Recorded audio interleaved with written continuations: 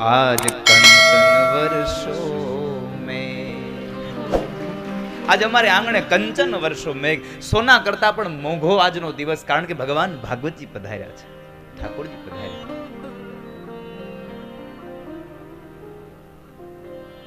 અને આમ પણ આમાં આવું જ હોય. હું ગમે ત્યાં કથા કરવા જાઉં, જ્યાં સુધી ઠાકોરજી ન પધારે ને ત્યાં સુધી બધું હખડ દખડ. જેવા ભગવાન પધારે ધનજી દાદા, એટલે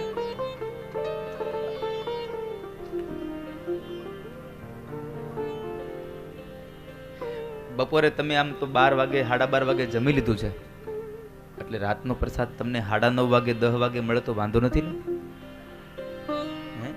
મેં કહ્યું તો એક વાતની યાદ રાખજો. અહીંયાથી હું આજના દિવસે તમને થોડી ઘણી સૂચનાઓ આપવા માંગુ છું. થોડો ઘણો તમારો સાથે મારે જોઈએ છે, એટલા માટે કે આવતીકાલથી આપણું આયોજન કથા ચાલુ થયા પછી કન્ટિન્યુ કથા રહે. એટલા માટે આપણને ચાલુમાં ઊભું થવાની જો આવશ્યકતા લાગતી હોય કે આપણે ચાલેમાં ઊભું થવું જ પડશે, તો અનુકૂળતા હોય તો પાછળના ભાગથી બેસવું, જેથી કરીને આપણે આગળથી ઊભા થઈને પાછું બહાર જવું, વળી પાછું આવીને અંદર બેસવું. એટલે કોઈ બધાનું ધ્યાન, કારણ કે આપણું મન બહુ ચંચળ હોય છે. આમ જરા કે કોઈક આમ પણોઠી આમ ફેરવે ને તોય ત્યાં નજર જાય, એને કેમ આમ કર્યું, તો આપણું ધ્યાન ત્યાં જતું હોય છે. એટલે કથામાંથી ધ્યાન નીકળી જતું હોય છે. એટલે કોઈની કથામાંથી આપણે માનસી વૃત્તિને તોડાવવી એના કરતા તો શ્રેષ્ઠ છે છેલ્લે બેસવું. એટલે મારો કહેવાનો ભાવાર્થ એવો નથી કે તમે કાલથી છેલ્લે બેસજો. છેલ્લા વાળા ક્યારેક લાભમાં હોય અને ક્યારેક પેલા વાળા લાભમાં ન હોય. હવે વિચાર કરો કે આ કદાચ તમે છેલ્લે બેઠા હોય ને છેલ્લા દિવસે ભગવાને ન કરે નારાયણને વિમાન મોકલ્યું, તો સૌથી પહેલા દોડીને આપણે બે જવાય. તો પેલા વાળા છેલ્લે રહે તો પછી હામે તો થાય. હવે કાલનું જ તમને કહું, જો આજે પાછો સ્વામી ઓલી વખતે આવ્યો ત્યારે વિમાનનું થયું, આવી થયું. પેલી વાર કથામાં આવ્યો ત્યારે પ્લેનનું થયું, ખબર તમને? કોઈએ કીધું ને તમે ઉતરી ગયા, પછી ટાઈમે પૂગ્યા નહીં. એ દાખલો મને બહુ યાદ રહ્યો છે. જિંદગીમાં કોઈકને પૂછવું અને કોઈ સારા સદગુરુને પૂછવું કે જિંદગીમાં શું કરવું, બેઠું રહેવું કે ચાલવું. અમે પ્લેનમાંથી બેંગ્લોર ઉતરી ગયા, કોઈને પૂછ્યું નહીં કે આમાં બેહવાનું છે કે ઉતરવાનું છે. અમદાવાદથી ફ્લાઇટ સીધી ભુવનેશ્વરની હતી, અમને ખબર નહીં. અમુક આરે હોય ને પાછા, તો અમે ઉતરી ગયા. અમે તો બેંગ્લોર ઉતરી ગયા, આપણે ઉતરી જવાનું છે. ઉતર્યા પછી એમ પાછા બોર્ડિંગ લેવા ગયા. એ કે તમારે ત્યાં ફ્લાઇટમાં બેઠું રહેવાનું હતું, તો કીધું હાલો જલ્દી દોડો. એ કે હવે વહી ગઈ.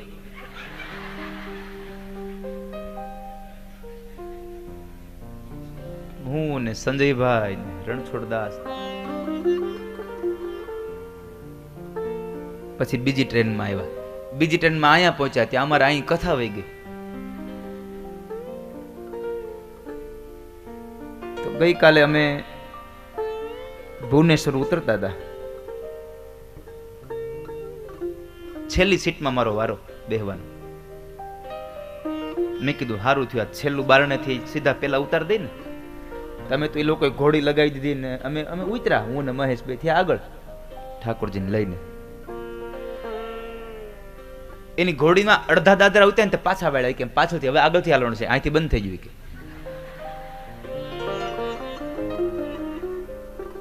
સમજાય છે મારું કહેવાનું? ક્યારેક આપણે લાભ માટે આગળ બેહતા હોય, છેલ્લા વાળાને લાભ મળી જાય. હવે કદાચ અહીંથી કહેવામાં આવે કે હાલો ભાઈ તમારે અહીંથી સીધું પ્રસાદ લેવા જવાનું છે, પણ ધીમે ધીમે જવાનું છે, તો છેલ્લા વાળા પેલા જાય ને. એવું ન હોય, ક્યારેક પેલા વાળા આ બાર નહીં થોત વયા જાય. એટલે આમ તમારે બધાને વ્યવસ્થામાં મને થોડોક સાથ આપવાનો છે. આજનો પહેલો દિવસ છે, એટલે મારે તમને આમ શું છે, તમે 2 દિવસથી તમે ટ્રેનની મુસાફરી કરતા હતા, એટલે મને એમ થયું કે આજે થોડાક તમને હું મારા અનુભવો કહું અને પછી કથાને ચાલુ કરું. તો બધાને સાથ સહકાર આપીને કોઈને આમ મંડપની બહાર ન બેહવું પડે એવી વ્યવસ્થા કરીશું. એવું લાગે તો કાલથી થોડા આગળ બેસવાનું. એમ લાગે કે હવે પૂરી વાળા મીંડ્યા છે અહીંયા આવવા લાગે તો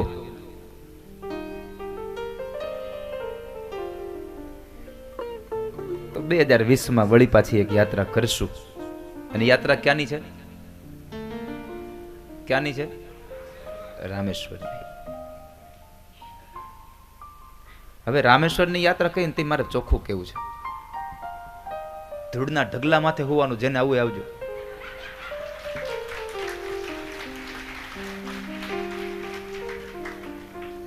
પછી ભલે ની એસી રૂમ આપી, પછી વાંધો નહીં. ખાલી આનંદ કરું છું, તમે મજા કરજો બાપ.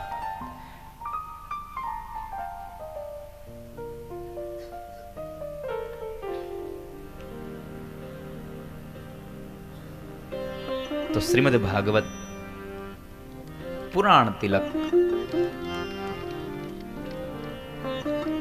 શ્રીમદ ભાગવત એટલે બિન સાંપ્રદાયિક ગ્રંથ છે. આને અને સંપ્રદાયને કોઈ લાગે વળગે નહીં.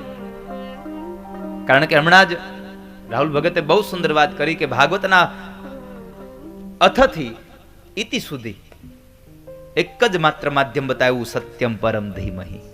સત્યની તમે આરાધના કરો, સત્યનું તમે આરોપણ કરો, સત્યનું તમે નિરૂપણ કરો, સત્યનું તમે દર્શન કરો.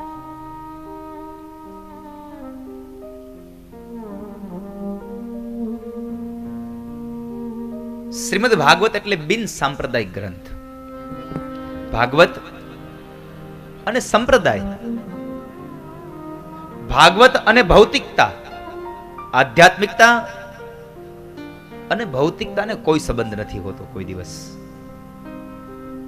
એને તો બહુ દૂર રહ્યું. કારણ કે ભગવાન તમને કોઈ દિવસ તમારી ભૌતિકતાથી નહીં મળે, તમારી ભક્તિ અને ભાવનાથી ભગવાન તમને મળે છે. આ દુનિયામાં ભગવાન હંમેશા તમારી ભાવનાથી મળે છે, નહીં કે તમારી ભક્તિથી, નહીં કે તમારી કોઈ સંપદાથી. ભગવાન તો ભક્તિ અને ભાવનો ભેખો છે. એટલા બિન સાંપ્રદાયિક ગ્રંથ છે. પૈસા વાળા હોય એની ત્યાં જ ભાગવત જાય, એની ત્યાં જ ભાગવત થાય, આવું જરૂરી નથી. સમજી દાદા, વાત સાચી છે ને? આજ તમે બેઠા હતા, આજે ધનજી દાદા બેઠા છે અહીંયા. સવારમાં ભાગવતજીનો પોથી યાત્રાનો બોલ થયો, કેટલા લોકો હતા અહીંયા?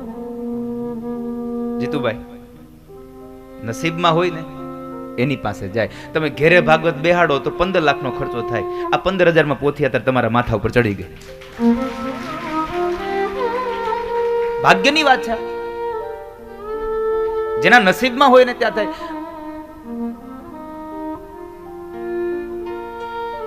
અને એમાં પણ આ તીર્થમાં કથા,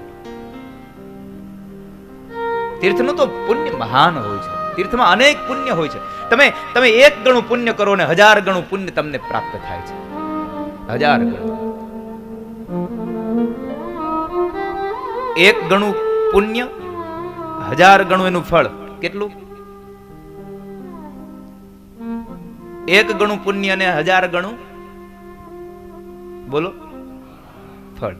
1 ગણું પુણ્ય અને 1000 ગણું, તો યાદ રાખજો એનું વિરોધી એની હારે જ હોય. 1 ગણું પાપ અને આ ભૂલાઈ ન જાય, આ ભૂલી ન જતા. રાત હોય તો દિવસ હોય જ, સુખ હોય તો દુઃખ હોય જ. આ દુનિયામાં એક જ વસ્તુ છે જેનું વિરોધી કે જેનો પર્યાય નથી સાહેબ, અને એ છે આનંદ. આનંદનો વિરોધી બતાવો મને. છે દુનિયામાં? સુખ દુઃખ, રાત દિવસ નથી. આનંદનો કોઈ વિરોધી જ નથી. માટે આનંદ કરો. એટલે મેં કહ્યું હતું કે આપણે આનંદ કરવાનો છે, મોજ નહીં. મોજ કરવી હોય તો પછી બીજા સ્થળોમાં જવું પડે, તીર્થોમાં નહીં. તો શ્રીમદ ભાગવત બિન સાંપ્રદાયિક ગ્રંથ છે. અને બિન સાંપ્રદાયિક ગ્રંથ એક જ માત્રાનો ધ્યેય છે ભાગવતનો, જીવનનું કલ્યાણ કરે, જીવનો ઉદ્ધાર કેમ થાય.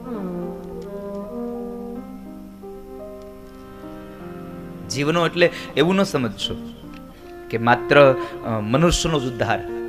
ના, આ ભાગવતનો ગ્રંથ આ ધરતીમાં ગમે તે યોનિમાં જન્મ પામ્યો હોય એ જીવાત્મા જો પોતાના કાનમાં ભાગવતના શબ્દો પડે ને તો એને મોક્ષ મળી જાય, એને મુક્તિ મળી જાય છે. કારણ કે એકમ ભાગવતમ શાસ્ત્રમ મુક્તિદાને નગરજતિ.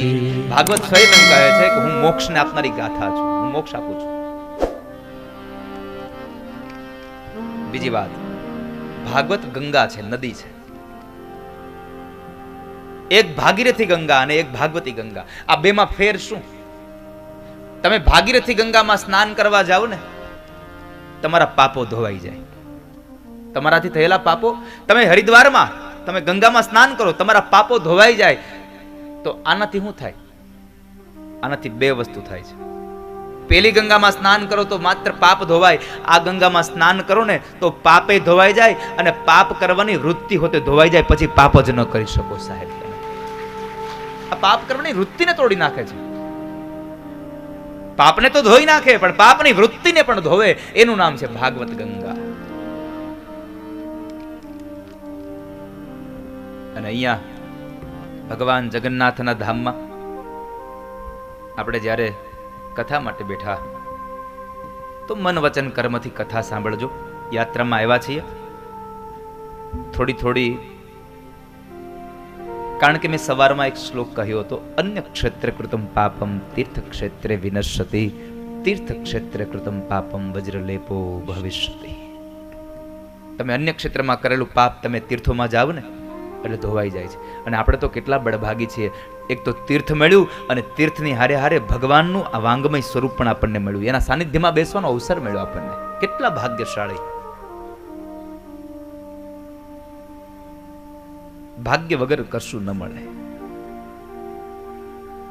પણ માણસ ભાગ્ય કરતા ભાગને પ્રબળ કરવા હાટું દોડતો હોય છે. હું હંમેશા કથામાં કહેતો રહું છું, ભાગ્ય અને ભાગને, જમીન અને આસમાનની વચ્ચેનું જેટલું અંતર છે એટલું અંતર છે ભાગ્ય અને ભાગની વચ્ચે. માણસ ભાગ માટે દોડે, ભાગ માટે ઝઘડે, ભાગ્ય માટે મહેનત ન કરે.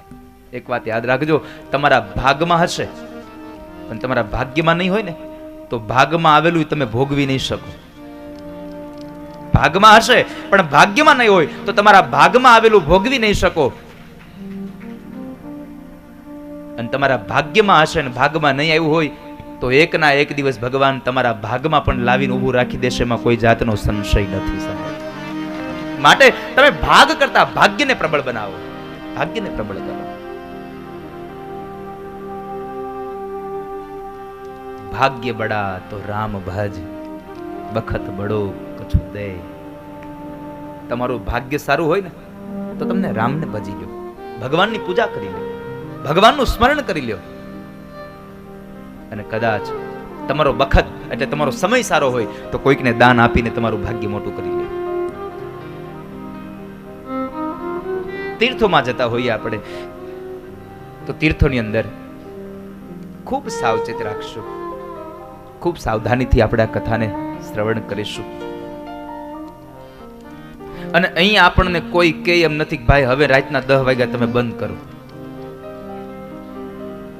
નંદ ઉત્સવ હોય તો કદાચ મોજ છૂટી જાય તો રાતે 12 વાગ્યે થાય, એવું જરૂરી નથી કઈ. અને મને ખબર છે કે હું કથા વાંચું ત્યાં સુધી તમે કોઈ જમવા જવાના નથી. મને તમારા બધા ઉપર પૂર્ણ ભરોસો છે, પૂર્ણ ભરોસો. અને તમારા કરતા વિશેષ ભરોસો મને સ્વયંસેવકો પર છે કે એના કોઈ દિવસ કોઈ થાળીને એવું મૂકશે જ નહીં.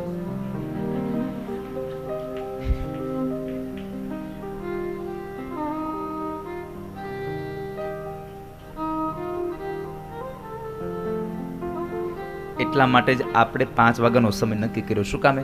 સવારથી તમે કદાચ ભ્રમણમાં નીકળી ગયા હોય, આજુબાજુના દેવદર્શને ગયા હોય અને થાકી ગયા હોય ને તો એનો થાક ઉતારવા માટે થઈ અને આ કથા આપણે 5 થી 9 રાખી છે. તમારો આખા દિવસનો થાક ઉતરી જાય.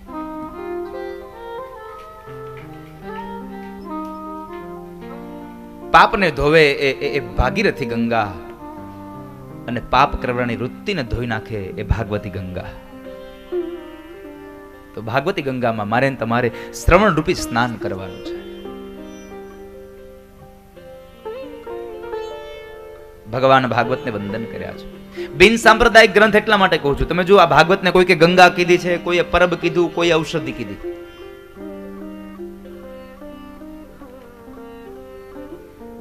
નદીમાં સ્નાન કરવા માટે કોઈ દિવસ કોઈ લેબલ ન માર્યા હોય કે અહીંયા આ જ લોકોએ સ્નાન કરવું. કોઈ પણ જગ્યાએ પરબ બંધાણું હોય તો પરબમાં એવું ન લખ્યું હોય કે અહીંયા બ્રાહ્મણોએ પાણી પીવું, અહીંયા ક્ષત્રિયોએ પાણી પીવું, અહીંયા વૈશ્યએ પાણી પીવું, અહીંયા ક્ષુદ્રોએ પાણી પીવું. ના, પરબ બાંધ્યું છે તો બસ લખ્યું હોય પીવાનું પાણી, તમામ વ્યક્તિઓ પાણી પી શકે. અને ઔષધિ માટે પણ એમાં કઈ લેબલ ન માર્યું કે આમાં આ લોકોએ જ દવા લેવી, આ લોકોએ ન લેવી. બધા જ લોકો, બધા જ સંપ્રદાયના લોકો, બધી જ જ્ઞાતિના લોકો દવાને, ઔષધિને પાન કરી શકે. તો આ ભાગવત ઔષધ પણ છે. અને ભાગવત ઔષધ જ નહીં, ભાગવત તો ભવ ઔષધ છે કે મારા ને તમારા એક ભવના નહીં, ભવે ભવના રોગ મટાડી દે. કારણ ભગવાન ભાગવતની આ ભવ ઔષધિનું જે પાન કરે એને પછી બીજો જન્મ મળતો નથી, કારણ કે મુક્તિ મળી જાય છે. જો મુક્તિ મળી જાય તો બીજો દેહ ન હોય, દેહ ન હોય તો પછી પીડાશે નહીં સાહેબ, અંગ જ ન હોય તો પીડાશા નહીં. એવું આ ભાગવત ગ્રંથ બિન સાંપ્રદાયિક ગ્રંથ, એટલે ભગવાન ભાગવતજીના શ્રી ચરણારવિંદમાં આજે પ્રથમ દિવસ અને મહાત્મયનો પ્રારંભ. મહાત્મયનો પ્રારંભ થાય. મહાત્મયના પ્રારંભમાં ભગવાન કૃષ્ણને વંદન કર્યા છે.